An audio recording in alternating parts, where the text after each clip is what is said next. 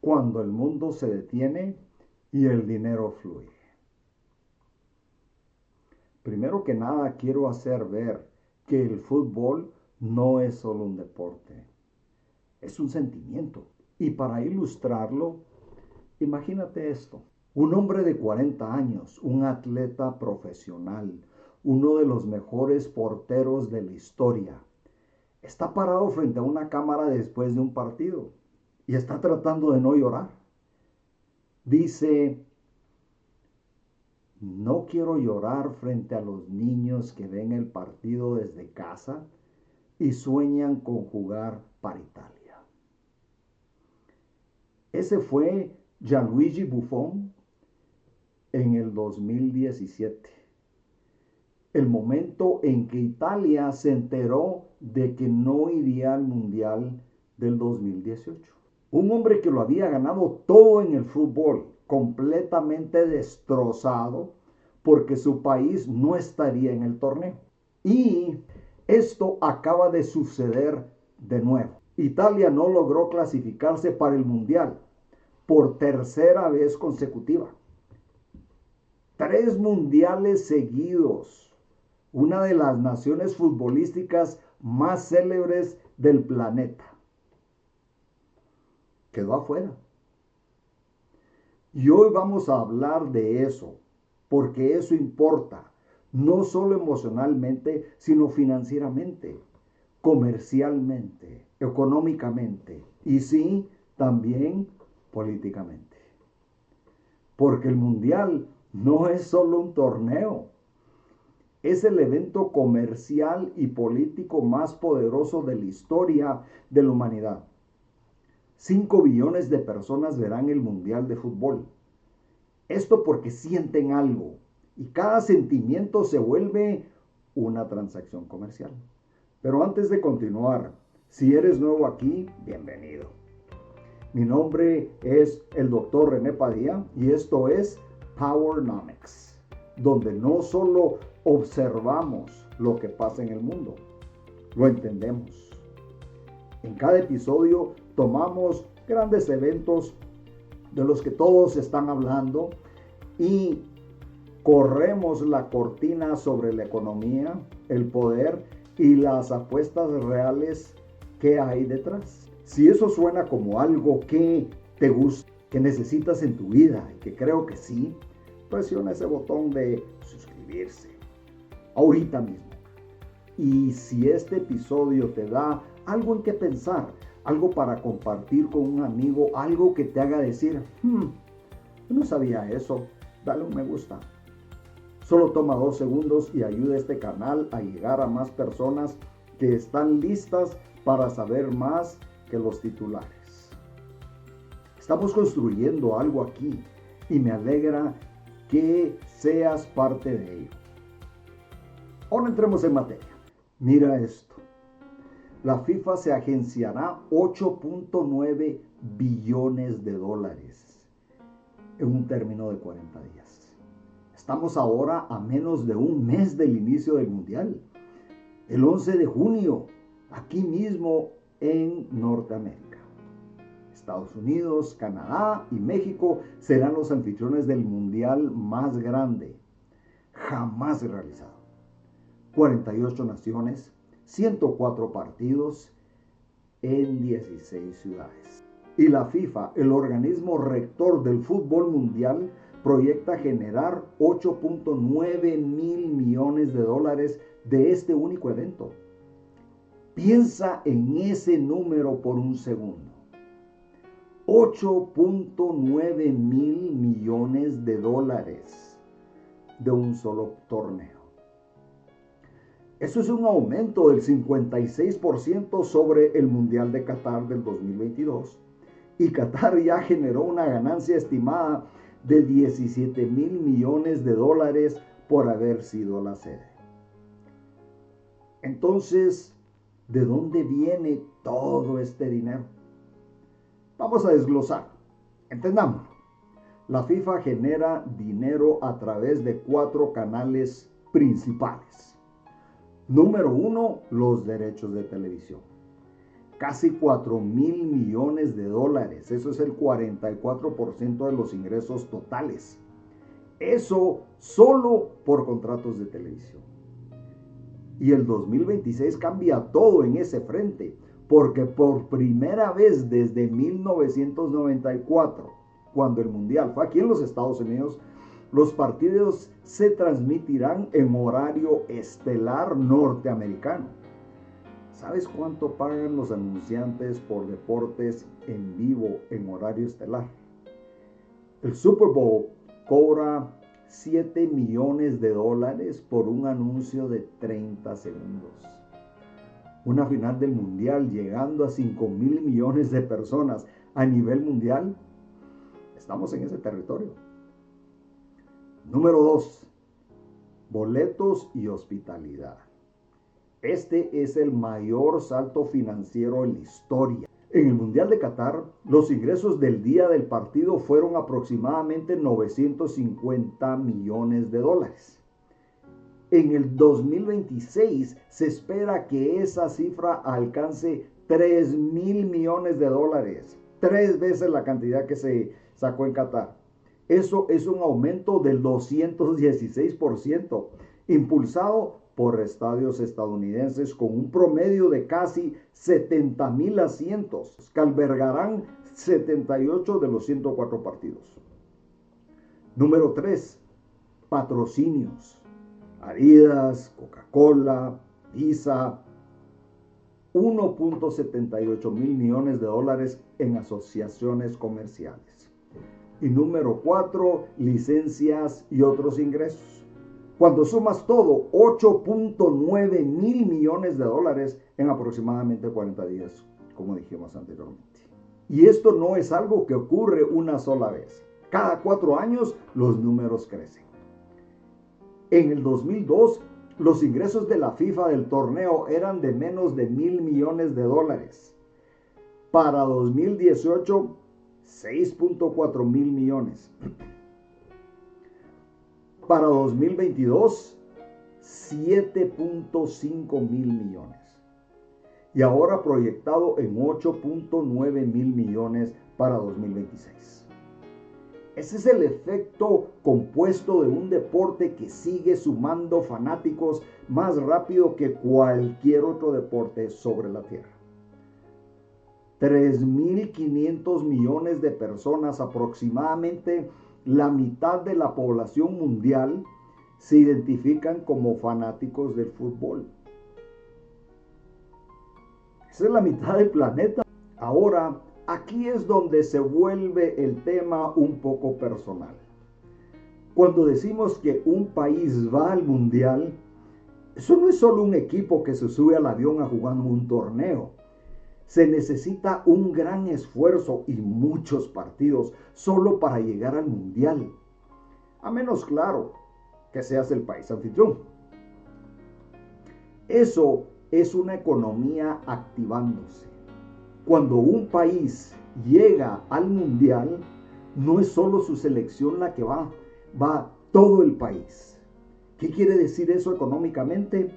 Bares llenándose, camisetas agotándose, hoteles con reservas, mesas de anticipación, gente tomando días libres en el trabajo, familias reuniéndose frente a las pantallas. Cada partido que juega tu equipo es actividad económica. Cada gol, cada penal, cada instante de tensión al pitazo final.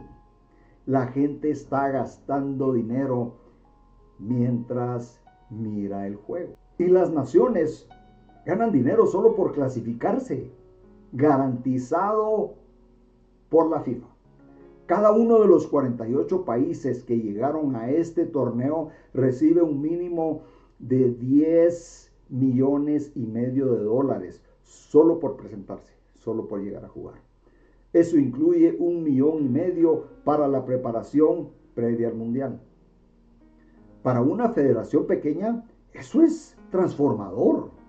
Financia academias de entrenadores, desarrollo juvenil, infraestructura, a veces por años. Ganar todo, Eso significa 50 millones de dólares para el país que gane el mundial. El subcampeón se lleva 33 millones de dólares. Incluso un equipo que queda eliminado en la fase de grupos, la primera ronda, se va con 9 a 11 millones de dólares. Por eso clasificarse importa más allá del deporte. Esto es dinero.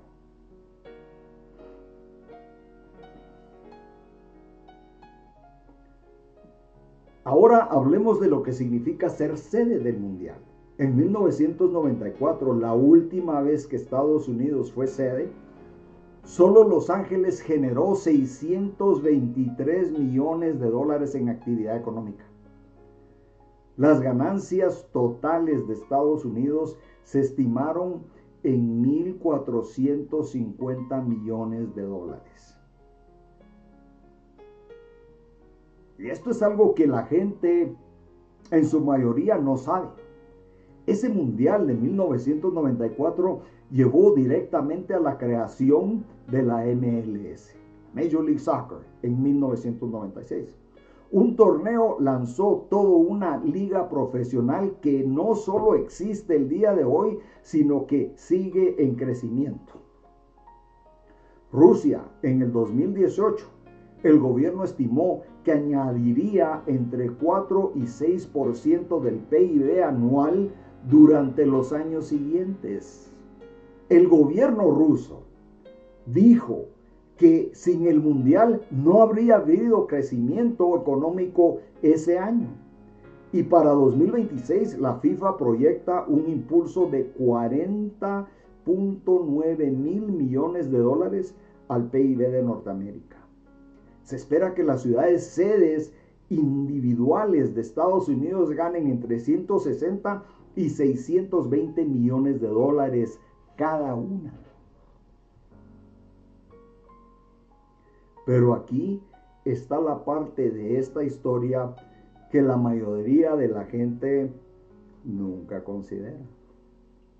¿Qué les pasa a los países que no van? Porque esto no se trata solo de los países que clasifican, también se trata de los que no lo hacen y el precio que pagan en dólares, no solo en orgullo. Por ejemplo, Colombia no logró clasificarse para el Mundial del 2022. Su Asociación Nacional de Comerciantes, la FENALCO, puso un número real a eso. 810 millones de dólares en pérdidas económicas. Porque cuando Colombia sí está en el Mundial, las ventas de cerveza aumentan casi un 40%, los licores suben un 20% y las ventas de pantallas de televisión suben un 19%, casi un 20%. Cuando Colombia no está, nada de eso ocurre. Un vendedor callejero en Bogotá lo dijo sin rodeos. Habría menos interés en coleccionar estampillas. El equipo colombiano no estaría en el álbum. Había acumulado estampillas durante meses. Toda esa inversión perdida. Cuando Estados Unidos no clasificó para el Mundial del 2018, la USSF perdió inmediatamente el pago de participación de la FIFA de 12.5 millones de dólares. Fox había pagado más de 400 millones de dólares por los derechos de transmisión y vio sus proyecciones de audiencia caer de la noche a la mañana.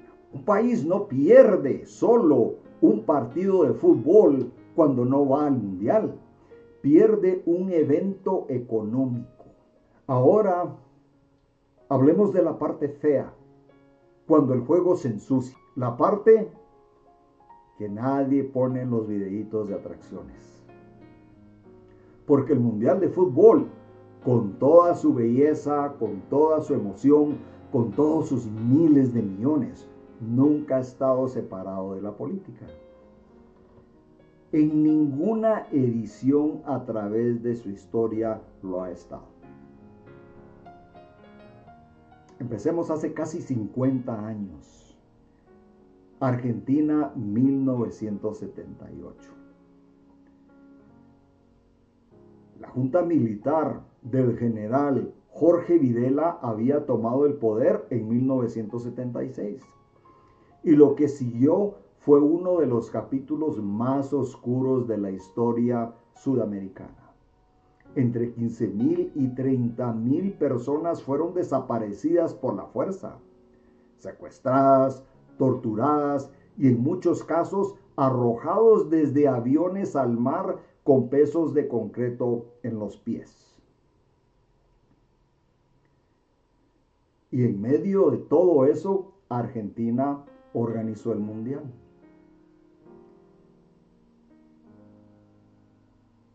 Aquí está un detalle muy interesante. La Escuela de Mecánica de la Armada, un campo de concentración clandestino donde miles de presos políticos eran detenidos y torturados, estaba ubicada a solo 10 cuadras del estadio donde Argentina jugó sus partidos del Mundial. Los presos políticos en sus celdas podían oír a la multitud celebrar cuando Argentina anotaba. La Junta usó el torneo deliberadamente como un ejercicio global de relaciones públicas para distraer al mundo de las atrocidades que ocurrían en las calles. Y el mundo se presentó de todas formas. Y Argentina ganó. Eso es el Mundial y la política. Ahora avancemos al año 2015. El Departamento de Justicia de Estados Unidos dio a conocer una acusación criminal de 47 cargos.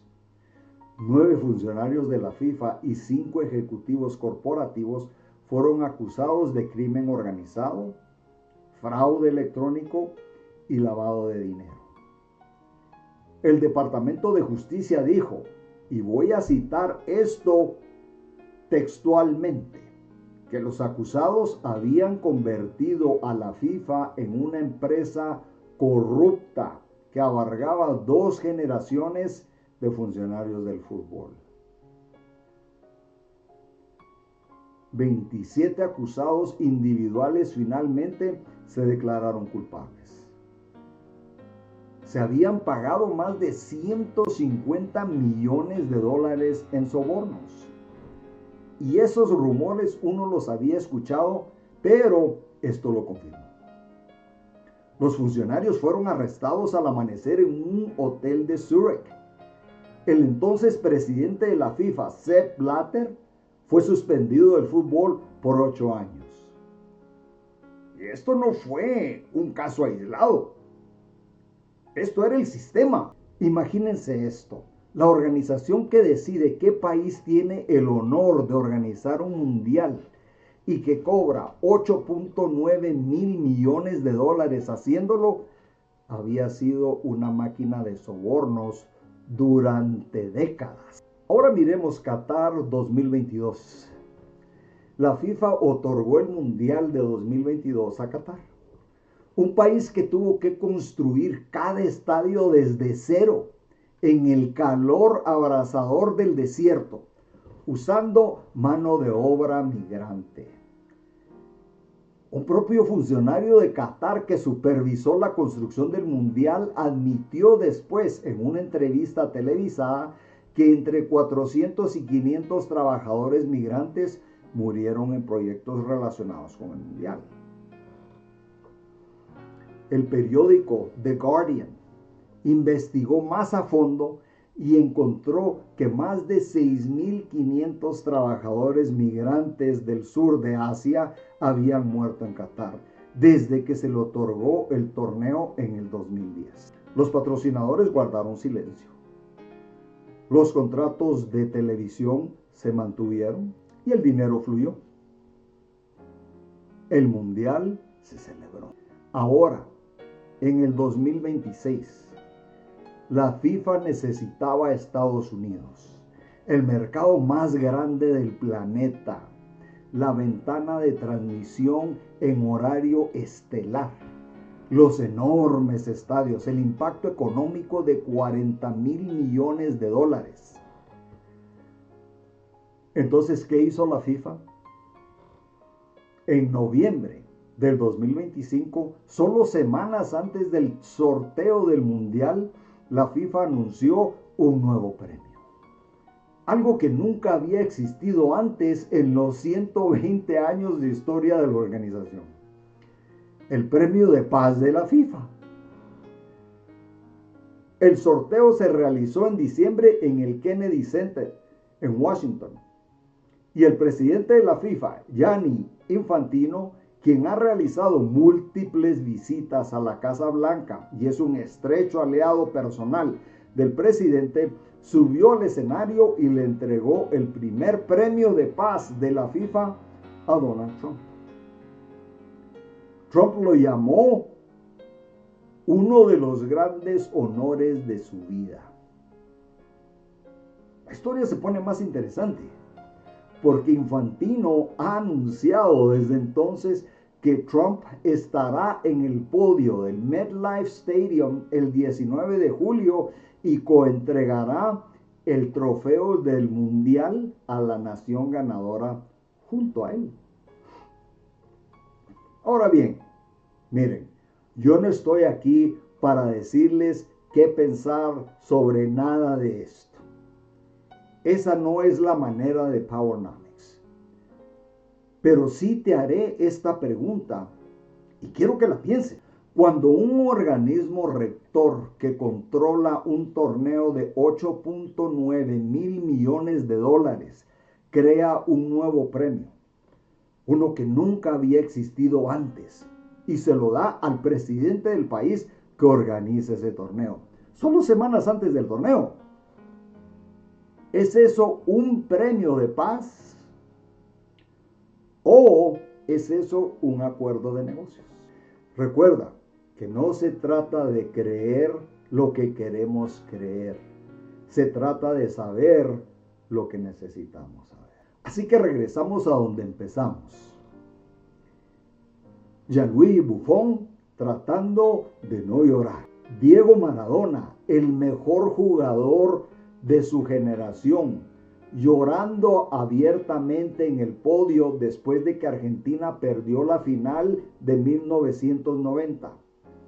Todo el estadio viendo a un semidios derrumbarse. Paul Gascoigne de Inglaterra en 1990, recibiendo una tarjeta amarilla en una semifinal y dándose en cuenta en tiempo real sobre la cancha, enfrente de todo el mundo, que si Inglaterra llegaba a la final, él no podría jugar. Su rostro derrumbándose ante la cámara, una nación entera llorando con él. Por eso, cuando decimos que el fútbol es un sentimiento, a todo eso se refiere. Estos momentos no son ajenos a la economía tampoco. No son ajenos a la política. Son la razón por la que el dinero fluye. Son la razón por la que la política funciona. Porque cuando la gente se preocupa tan profundamente, cuando hombres adultos lloran por un balón, esa emoción se convierte en la mercancía más valiosa del planeta. ¿Y quiénes entienden eso? Los patrocinadores, los gobiernos, los organismos rectores. Siempre han sabido cómo monetizarla. El Mundial genera 8.9 mil millones de dólares, no por la infraestructura, ni por los contratos de televisión. Genera esa cantidad de dinero porque la mitad del mundo ha apostado algo personal al resultado de un juego que se juega con un balón. Ese es el poder. Esa es la economía. Eso es Powernomics. Y en menos de un mes vamos a descubrir quién se derrumba y quién levanta el trofeo. Antes de dejarte ir, Si este episodio te hizo ver algo de manera diferente, si te hizo hacer una pregunta que no estabas haciendo antes, eso es exactamente para lo que está Powernomics. Suscríbete para no perderte lo que viene después. Dale un me gusta a este video si se lo ganó y compártelo con alguien que necesita saber más que los titulares. Estamos construyendo esta comunidad, una mente curiosa a la vez y la tuya importa. Y finalmente recuerda que no se trata de creer lo que queremos creer. Se trata de saber lo que necesitamos saber. Soy el Dr. René Padilla. Esto es Powernomics. Nos vemos en el próximo episodio.